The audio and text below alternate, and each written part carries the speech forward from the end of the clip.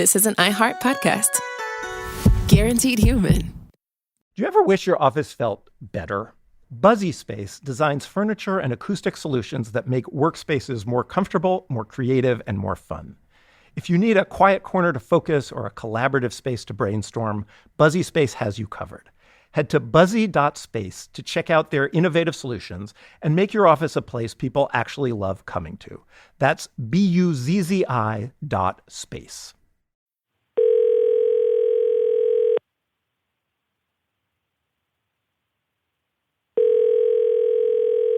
Hello? Hey, do you have a copy of TV Guide? No. No. Why? I can't find my copy, and I was wondering what was on TV.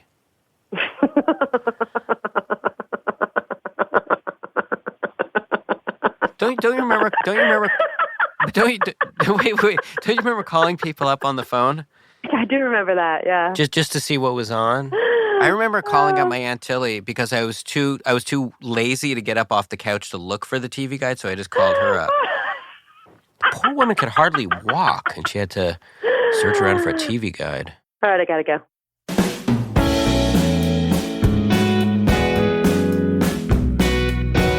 From Gimlet Media, I'm Jonathan Goldstein, and this is Heavyweight. Today's episode, Christina.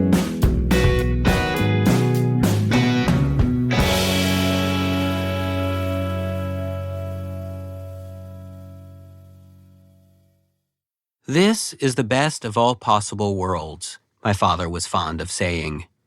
The words were spoken contentedly, often while reclining in a Barca-lounger, belt buckle undone after a large meal of baked beans and lamb chops. But what did my father know of other worlds? He'd held down the same job and was married to the same woman for decades. Plus, he hardly left the house. But what he did know was that this world had one thing over all of those other worlds. It existed. For my father, that was enough to make it best. I, on the other hand, am not won over so easily. Sure, existence is a nice quality, a fine quality, but going so far as to call a world that contains both soul patches and puddles the best possible anything seems a little extreme. And so imagining other worlds, the same, only better, is just too irresistible, in spite of the pain such thinking inevitably invites. Why don't we start from the beginning? Okay. This is Christina, and like me, she knows this world can use a few tweaks. Overall, she says, her life hasn't been a bad one. It's just not the one she was meant to live. She's worked as a waitress, a receptionist, as a home care worker, the kinds of jobs you do, but not necessarily the kind you dream about. Lately, she's been helping run her husband's company. It's a disc golfing backpack company. Say that again. It's a what? Disc golf backpack What is company. What is disc golf? It's like ball golf, but instead of balls and clubs, you have frisbees. Oh, when you say ball golf, you're talking about golf. Like regular golf, yeah. Okay, I've never heard it referred to distinguished as ball golf, but I like it. Yeah, only disc golfers call it ball golf. So, but how do you get a frisbee in a golf hole? No, it's actually not a hole. It's a basket. Oh my goodness. Before she started pining after better worlds, Christina was focused on just one, the world of small-town Western Canada.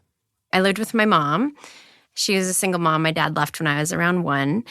And my mom was diagnosed with schizophrenia. Christina was just a kid, so a lot of it's now fuzzy. But she remembers bits of things. Her mom going off her meds and beginning to hear voices. Her mom waking her in the middle of the night and saying they had to leave right away. She remembers running with her mom down dark streets. She started becoming violent, and she would just, hit me with the phone handle. Or this one time she came after me with a high-heeled shoe. There's no food in the house. She wouldn't do laundry. Like, the dirty clothes would pile up in the living room. Like, I remember this massive mound of dirty clothes. And I remember this kid made fun of me for having dirty pants. And so I started stealing clothes just so I could have clean clothes to go to school. When you're a kid trying to survive on your own, the unthinkable can start to seem normal. To escape her house, Christina took a job caring for 2 boys not much younger than herself.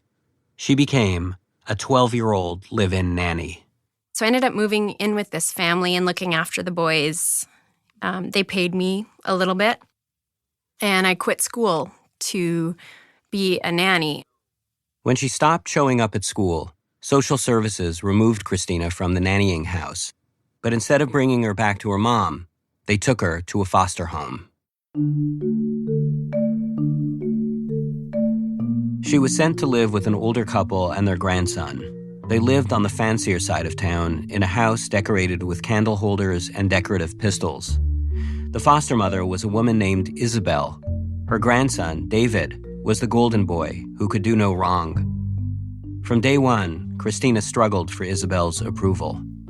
My foster mother and I kind of butted heads a little bit, or a lot. Although Isabel was only an inch taller, Christina was scared of her. Her foster mother communicated through rules and punishments. She was very strict. If I was 5 minutes late for curfew, I would be grounded for a month. It felt like I was always grounded and afraid all the time and kind of walking on eggshells and, just feeling always really intimidated and scared. I was always scared. And when she got scared, Christina would go silent. As a result, she never once stood up to Isabel.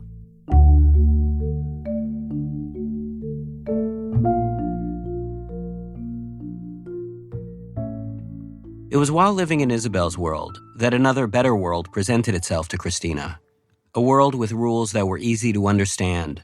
A world where someone was always keeping score and keeping things fair.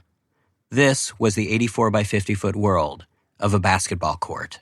I can't explain how much I was obsessed with basketball. I would practice at like 6 a.m. at the school. I would practice on weekends. I'd watch the NBA games with Clyde the Glide and Charles Barkley. And then my name was in the paper a few times. I think I have some paper clippings of like high scoring. I loved basketball. On the basketball court, Christina was never scared. It was a place where for the first time in her life, she felt in control and confident. Her foster brother, David, a popular jock, spent hours helping her get better. She joined a team and quickly became a high scorer. Eventually, she was made team captain. They would always put me inside, like I would always have to guard the post. When Christina talks about basketball, she lights up. And I want to encourage her to keep talking by asking questions. But my only real knowledge of basketball comes from watching the Harlem Globetrotters. I was in my 30s before I learned it was illegal to bring stilts onto the court. So my questions are limited. Were you tall? No, I'm only 5'6". But I guess I kind of had this unrealistic view of myself where I thought I was taller than I was.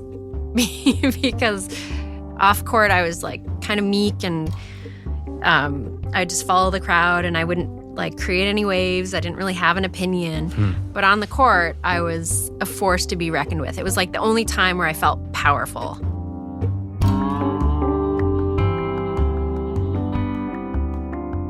It was around this time that a plan began to take shape. If she kept practicing and kept winning, she'd get a basketball scholarship. Christina knew that was her only hope of getting into college. I wanted to get out of that circle of welfare and illness and living from paycheck to paycheck and just being poor. It sucked. Which brings us to the moment that 30 years later, Christina still can't stop thinking about. She'd just come home from school when Isabel called her into the kitchen, sat her down at the table, and presented her with an ultimatum. She said, you have to get your grades up. You have to work harder at school. And so in order for me to be able to play basketball the following year, which would have been 11th grade, I had to have an average of a B in every class. But I was really bad at math and chemistry, and I didn't make it. I wasn't allowed to play basketball. What she remembers most about that time was watching a lot of TV and overeating, and the chores. After forcing Christina to quit the basketball team, Isabel handed her chores that felt like ironic punishments from the Judy Blume version of Dante's Inferno. She had to bake cookies for the family, but because of her weight gain, she wasn't allowed to eat any. And when she dusted the house, Isabel instructed her to pick up David's basketball trophies, dust each one, and dust the shelf underneath. All the while, Christina felt her loss acutely of basketball and the better world it promised. She took something from me that I've not been able to get back. What is that thing? Yeah, and I don't even know. I don't when I say that out loud, it sounds ridiculous. But it feels like that passion for something, it dashed this huge dream that I had for my life. Genuinely wanted me to have better grades. But I know that that's just such BS. For whatever reason, I've let go of a lot of things that have happened. But for whatever reason, this one thing, the basketball thing, not letting me play basketball, I'm having such a hard time letting go of that and forgiving her. I want to let it go. So you want to go talk to her? Yeah. And you want me to come? Yes. I get really mealy-mouthed when I'm in the same room as like strong-willed, scary, older women. I'll tell you that right now. I'm not going to be much help. So we're doing it. It sounds like we're doing it. All right. We're going to go talk to that scary lady. After the break, how much mincing can a mealy-mouth mince when a mealy-mouth meets a menacing miss? Who writes this stuff? Yeah, I guess I do. Do you ever wish your office felt better? Buzzy Space designs furniture and acoustic solutions that make workspaces more comfortable, more creative, and more fun. If you need a quiet corner to focus or a collaborative space to brainstorm, Buzzy Space has you covered. Head to buzzy.space to check out their innovative solutions and make your office a place people actually love coming to. That's BUZZI.space. Once I gave Christina my word that I'd help, I approached CEO and Gimlet founder Alex Bloomberg to ask if he could fly me to the British Columbian interior to confront a 95-year-old woman about something she may or may not have said some 30 years ago, to which Alex asked, "Why are you always standing just outside the door whenever I get out of the bathroom?" And I said it was a coincidence, although I might have pronounced it coinky-dink, to be playful. And he asked how long this trip would take me out of the office, and I said a week. And he said to take longer if I needed it. So I was off to Canada. Terre de nos aïeux, une histoire épopée des plus brillants exploits.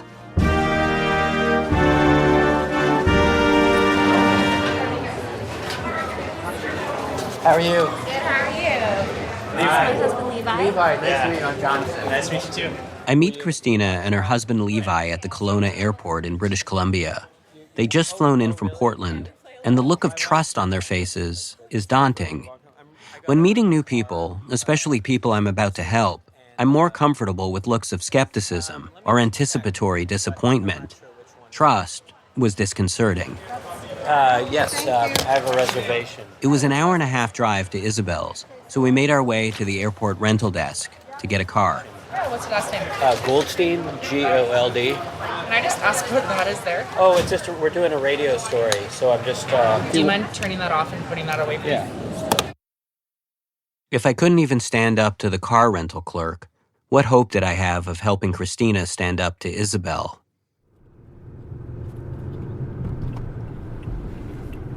It's hot in here.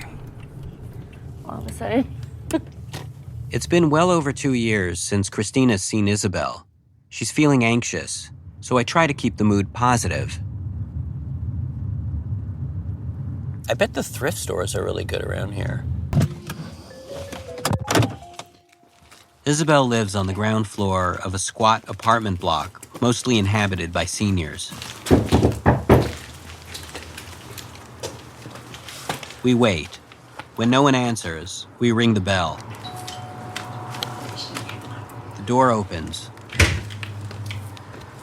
Heard you the first time. I heard you the first time, Isabel says. Christina smiles. In spite of herself, she can't help but get a kick out of Isabel. Good to see you again. Isabel peers up at us from behind her walker. Christina's husband, Levi, makes This is introductions. Jonathan, Isabel. Hi. Hi, Jonathan. How are you doing? Oh. That "oh" is me reacting to Isabel's handshake, a surprisingly powerful thing that yanks me through the doorframe. Although a diminutive woman with white puffy hair and wire-rimmed glasses, Isabel's just established herself as the alpha. Come on in. Nice to meet you. Nice to meet you, too. Thanks for having You me. can come in. Okay. You seem to be doing great. I'm doing not bad for, my age, I guess. Yeah.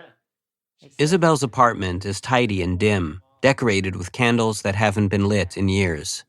We slowly follow her down a narrow hallway to her living room, where she seats herself in a faded blue mechanized armchair. On the drive over, Christina mentioned that Isabel is legally blind, but I misremember this as Isabel being legally deaf, so I compliment her on how well she's following along. Well, I'm not talking very loud, and you've been able to hear everything, so... I didn't say there was anything wrong with my ears. Right. And you did not. If I've learned anything from my work in the business of forcing people to ask terrifying questions, it was that it's always best to just get it over with. Ask the question, why did you ruin my life? Get the answer, and head back to the hotel bar to eat the juiciest, fattiest T-bone steak that Gimlet Media's $14 per diem allows. But staging is everything. I need to be offhand, subtle. Christina, do you have anything that you want to ask about, or?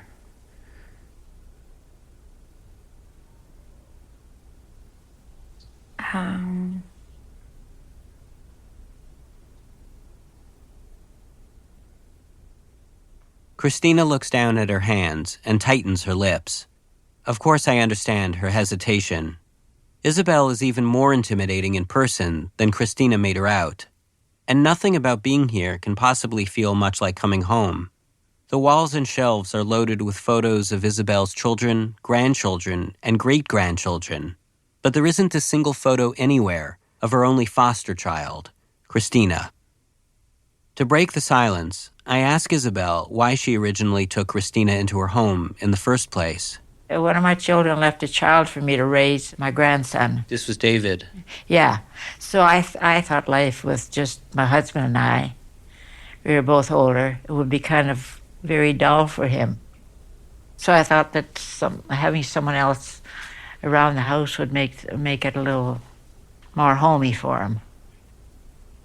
But I hadn't chosen Christina. Christina was brought to me, and she was just there, and this wild-looking thing.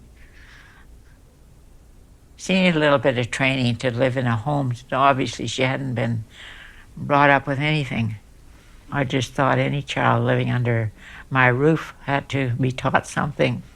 Meaning, like, what kind of things? Like, you mean normal, like, rules and... Well, rules, yeah. I don't think that our rules were terribly strict, were they? I mean, I felt like they were strict. Well, maybe you thought so, but most kids do. But they were the same rules my kids had. Christina hesitates. You can see it's hard for her to talk back to Isabel even now. But then she says... But David didn't have rules. No, he didn't need any. He is the most perfect person I've ever raised. Christina, another person she happened to have raised, is seated a couple feet away from her. Christina stares ahead blankly, not saying anything. So I press Isabel. Well, he must have done something wrong. I mean, he's only Very human. little. Very little. Oh, you'd be surprised how perfect he was. Was that hard, though, being, like, side by side with someone who is just so... No, I think it was good for her. Christina, is that how you feel? It was hard. Yeah. It was really hard. Something else that's been hard is finding the courage to ask the question that brought her here. Christina gives it a shot.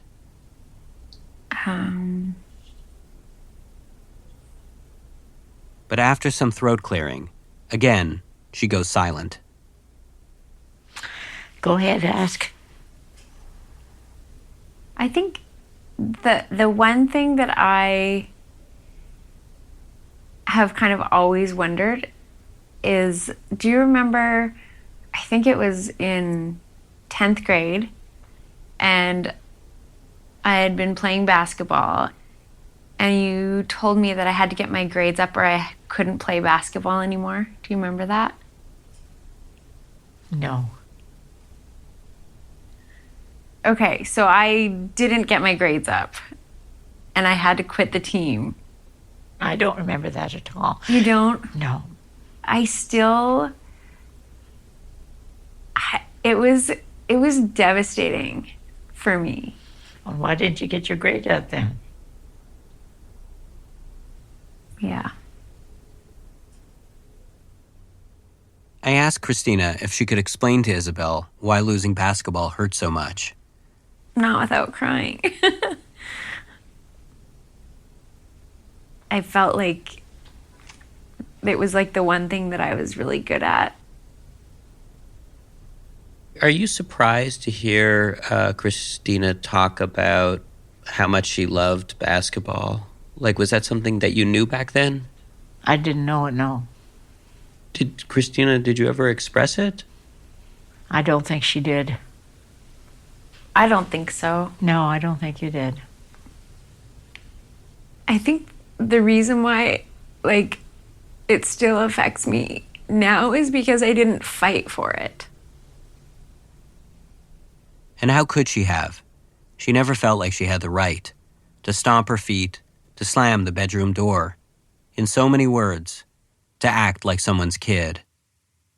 I thought that maybe if I could get Isabel to put herself in Christina's shoes, it might help her understand.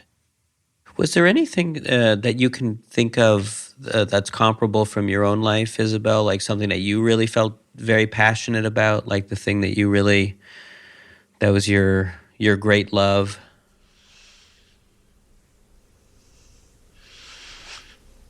Not really. I always wanted to go to school more than I did. I really wanted a good education, which in the country you weren't able to get. Her father was a rancher, Isabel says. And her mom died when she was little, so her dad raised the kids by himself. And Isabel, being the eldest, had a lot of responsibility. I used to miss school every year when I got to be a certain age and had to herd cattle. So I'd miss about two months or a month of school every year when I was old enough to do this. But I was first in my class from the day I started till the day I finished. I was never anything but first in my class. Was that typical? Did a lot of kids in the class have to miss? No, just me. And we were brought up by our dad. Men bring up children differently than women. Yeah. In what ways? How do you mean? I mean, my dad didn't teach me to ride horseback. He just threw me on a horse and told me to go. You know, a woman wouldn't do that, I don't think. Not likely. My father was quite fond of me, actually. Yeah. How far did you go in school? Just grade 9. I took grade 9 by correspondence. So you never ended up getting the high school degree? No.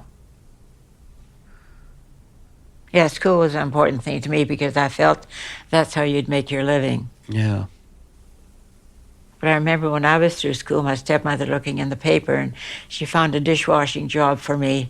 She thought that all I was capable of was washing dishes in some restaurant. I felt very insulted.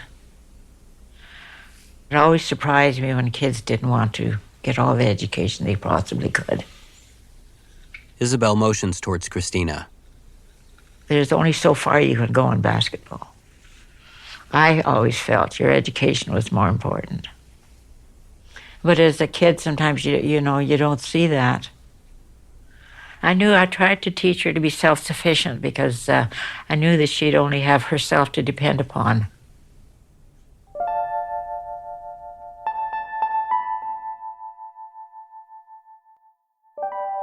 Isabel wanted to give Christina something she never got herself, a good education. But by depriving Christina of basketball, Isabel took away just that. At the time, though, she didn't know it. What Isabel did know was that when Christina showed up at her door 30 years ago, she was already in her 60s.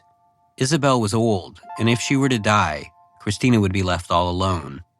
She'd only become a foster child because no one in her extended family had stepped up to take her in. She had no one else. What did you know about Christina's childhood before she met you? Not much of anything that I can remember. Like her mother was mentally ill. I guess he knows that, does he? Mm-hmm. Yeah. And I lost my mother when I was 5, and my father eventually had a nervous breakdown, so I knew what it was like to live with a mentally challenged person. What was it like? Terrible. It was horrible. You didn't know if someone was going to kill you today or tomorrow or what the heck was going to happen.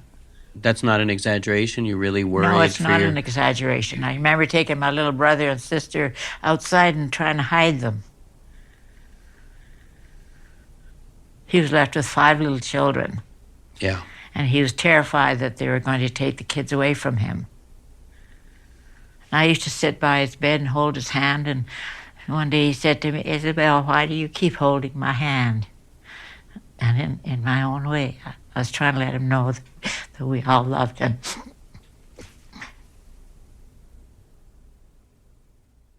Isabel eventually placed her father in a mental hospital. I admitted him. Wow. And you were how old? At that time, I was about 14. Wow, that's a big burden. Yeah, it was. And I thought, here I am, 14. What the hell am I doing here?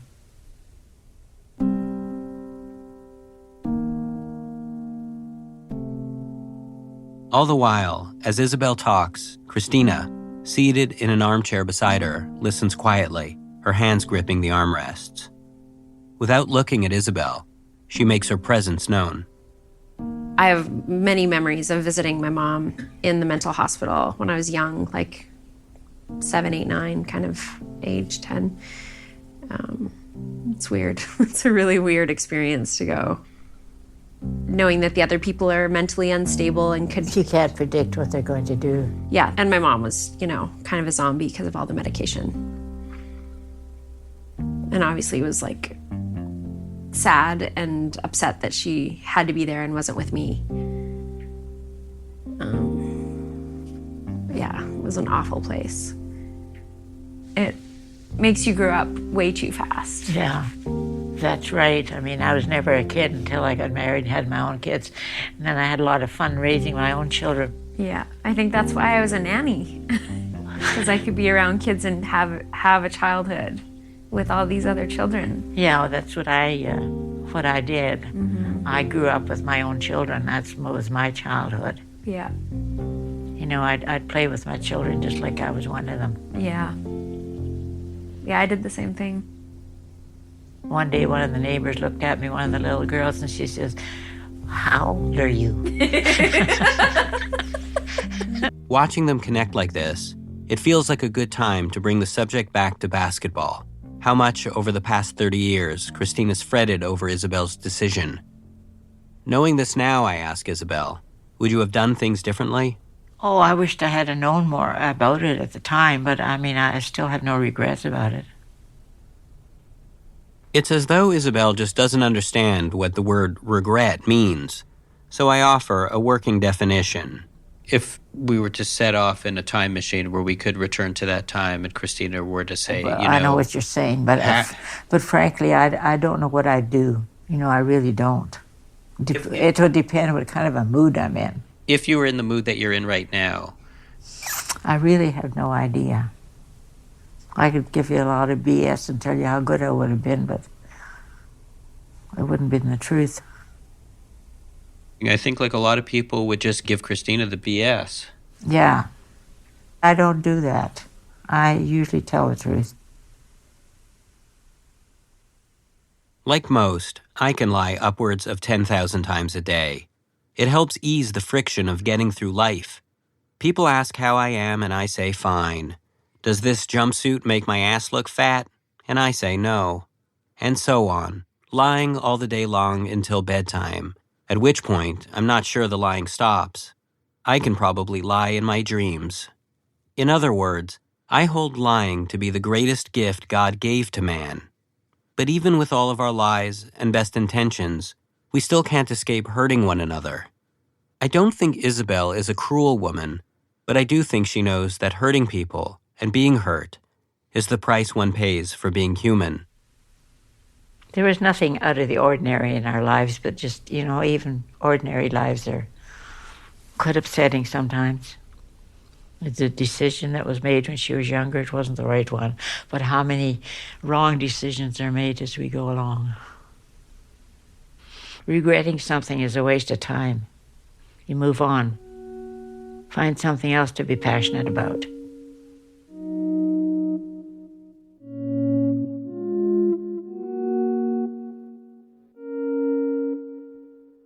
In spite of their similar childhoods, Isabel and Christina see the world so differently. Christina is a dreamer, and for her, the best possible world is the one that's always just out of reach. But for Isabel, it's not about pursuing the best possible world at all. It's about making the best of this world, the one you're stuck in, and evidently, with the people you're stuck with. I wouldn't look after her if I didn't care about her. It would have been different, I think. But I was interested in what she did and how she progressed. I wanted her to do well at school and do well at everything, and I was very proud of her when she did. She was with us a long time. Couldn't get rid of her. I'm just kidding. Isabel pauses, and then she says appraisingly, She deserves a good life. I do have one. Good. And I think it's better because she had some stability in it, which I feel she got in my house.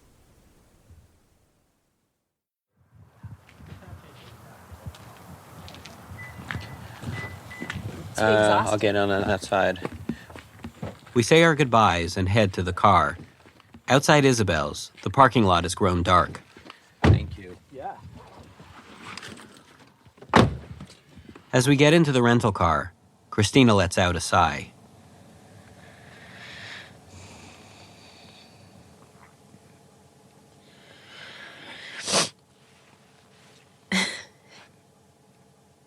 Well, so how did you feel about that?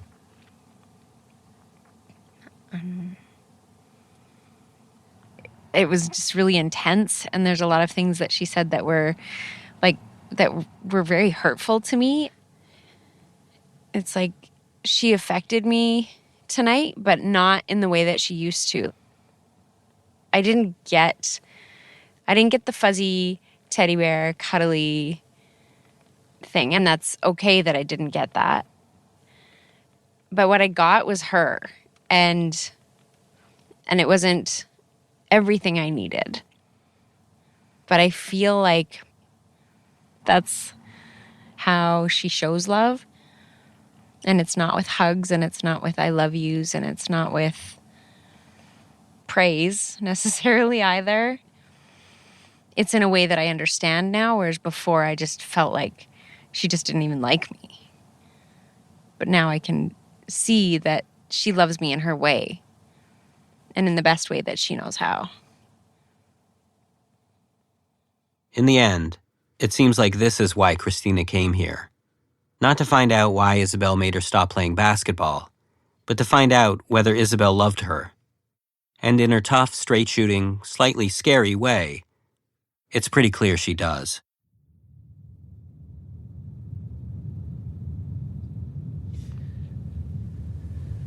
Do you know why I want to go to Scott Hop Park? No.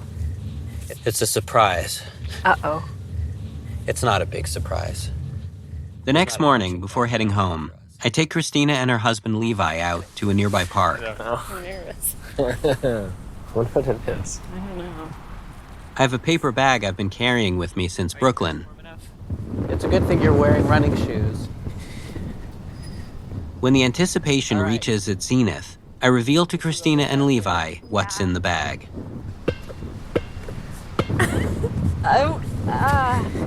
A basketball, which I think they'd sort of guessed since we were now standing by a basketball court and I was dribbling a spherical paper bag.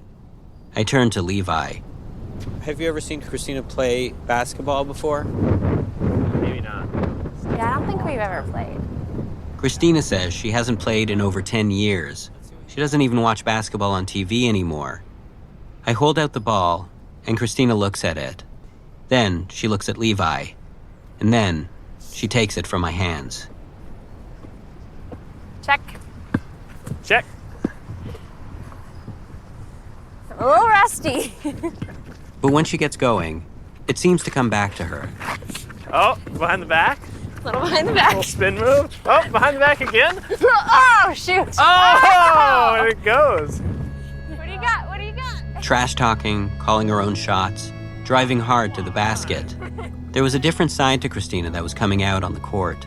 It happened suddenly and easily. Okay, I think you're Sorry, winning. You're gonna get I burned. think it's 2-0 at this point. I don't think I've scored yet, have I? The best basketball players are said to have an almost supernatural ability to see a little ahead, to anticipate what will happen next. But Christina and Levi aren't that good, and so they play like a couple of kids, for whom the future doesn't matter, or the past. And in that space between, it seems like a pretty good life. Oh, that was close. Oh! For the win! Yes! Okay. I love you. You do.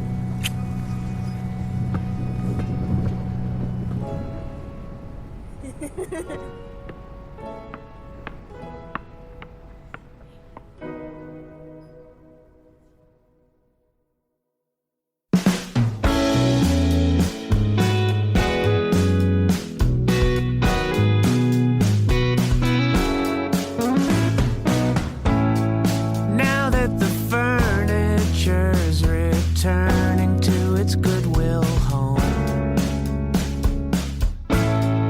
Now that the last month's rent is scheming with the damage deposit, take this moment to decide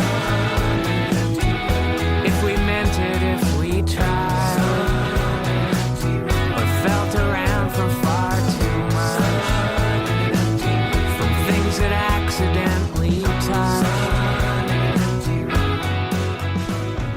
Heavyweight is hosted and produced by me, Jonathan Goldstein, along with Kalila Holt. The senior producer is Caitlin Roberts. Editing by Jorge Just, Alex Bloomberg, and Wendy Dorr. Special thanks to Emily Condon, Misha Gluberman, Stevie Lane, and Jackie Cohen. The show is mixed by Kate Belinsky. Music by Christine Fellows, John K. Sampson, and Edwin. Additional music credits for this episode can be found on our website, gimletmedia.com/heavyweight. Our theme song is by The Weaker Thans, courtesy of Epitaph Records. And our ad music is by Haley Shaw. Follow us on Twitter @heavyweight or email us at heavyweight@gimletmedia.com. We'll have a new hot puppy of an episode next week. Anyway, by parallelograms of light on walls that we repainted. So, Jonathan, you have a wife, I hear you say. Yes. Yeah. Can't keep looking you over, can I? I'm just I kidding. think I probably look best from your perspective. I think it's a good look for me. It's kind of blurry.